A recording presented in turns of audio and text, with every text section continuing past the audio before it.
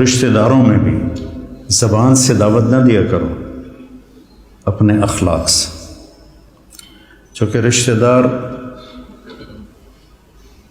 سب سے مشکل ہوتا ہے تعلق قائم کرنا رشتہ داروں میں۔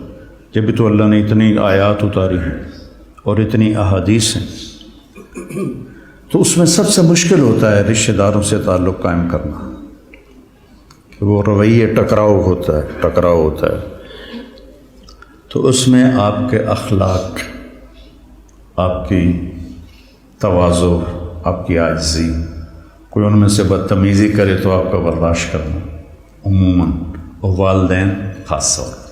لیکن اس میں ایک بات کی احتیاط رکھنی ہے کہ کل کو اللہ آپ کی شادی کروائے تو شادی بیوی کے معاملے میں احتیاط کرنی ہے۔ آپ کے ماں باپ کا آپ پر پورا حق ہے، لیکن آپ کی بیگم پر ان کا کوئی حق نہیں۔ میں بچیوں سے بھی کہتا ہوں کہ تم اپنے ماں باپ کو چھوڑ کے آ گئی ہو، اب اپنے خامد کے ماں باپ کو اپنے ماں باپ بنا لو۔ اور خامد کے ماں باپ سے کہتا ہوں کہ تم نے اپنی بیٹیوں کی شادیاں کر کے روانہ کر دیا اور تمہاری حویلی خالی ہو گئی بیٹیوں سے، تو تم ایسا کرو کہ یہ جو بہو آئی ہے اس کو اپنی بیٹی بنا لو۔ جب اس کو بہو کی نظر سے دیکھتی ہو تو پھر تمہارے اندر حسد پیدا ہوتا ہے، غصہ پیدا ہوتا ہے۔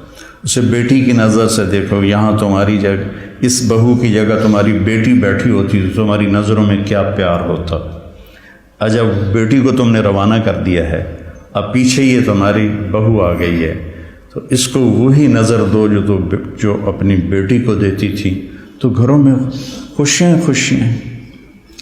تو ماں باپ کا تمہاری بیوی پر کوئی حق نہیں ہے، لیکن میں نصیحت کرتا ہوں بچیوں کو کہ خامد کے ماں باپ کو عزت دو، ان کی خوشی سے خدمت کرو، اگرچہ تمہارے ذمہ نہیں لیکن کرنا تمہارے لیے اجر و ثواب کا باعث ہے۔ اور بچی کے ماں باپ سے کہتا ہوں، دیکھو پوری ہدایہ جیسی کتاب میں بھی ساس کا کوئی حق نہیں لکھا ہو۔ خامد اور بیوی کے حقوق ہیں، اولاد کے حقوق ہیں، تو میری ذمہ اپنی ماں باپ کی خدمت ہے۔ میری بیوی خوشی سے تیار ہو جائے تو اس کا احسان ہے، اس کی نیکی ہے۔ زبردستی کر کے میں کروں ورنہ میں تجھے نکال دوں گا تو یہ ظلم ہے۔ ماں باپ کے کہنے پہ طلاق نہیں دینی، طلاق دے دو بڑی نافرمان ہے۔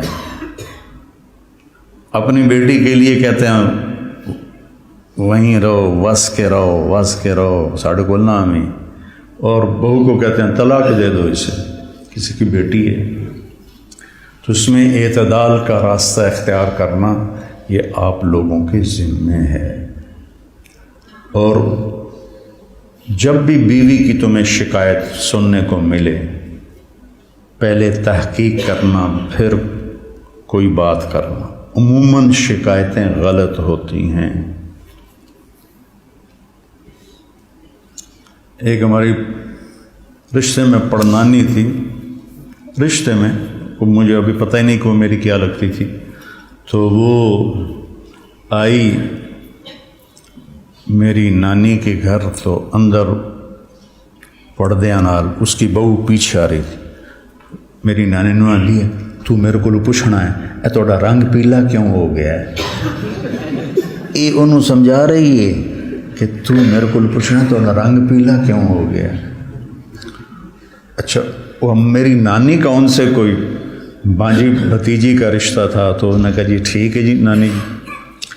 وہ پیچھو بہو آ گئی، سلام دعا کے بعد وہ کہنے لگی خالہ جی تھوڑا رنگ بڑا پھکا پی گیا، ہاں نہ دودھ پلائندی ہے، نہ چاہ پیوائندی ہے، نہ انڈے کھوائندی ہے، نہ روٹی دا پوچھدی ہے، نہ پانی دا پوچھدی ہے۔ اگو وہ بھی تھی، یہ کودے نو تو وہ کودے تیرا، سی کا بھائی بگھیرا، یہ کودے نو تو وہ کودے تیرا۔